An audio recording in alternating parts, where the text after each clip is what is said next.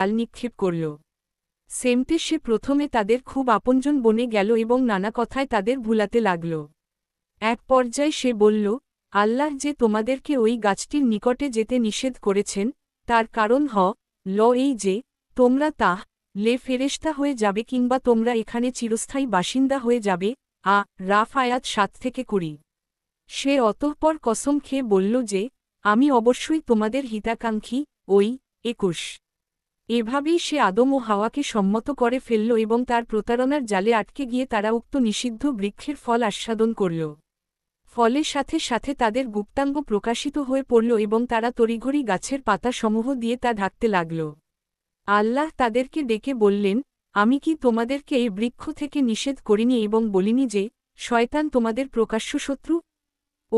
22। তখন তারা অনুতপ্ত বলল, হে আমাদের পালনকর্তা! আমরা নিজেদের উপর জুলুম করেছি। যদি আপনি আমাদের ক্ষমা না করেন, তবে অবশ্যই আমরা ক্ষতিগ্রস্তদের অন্তর্ভুক্ত হয়ে যাব। 23।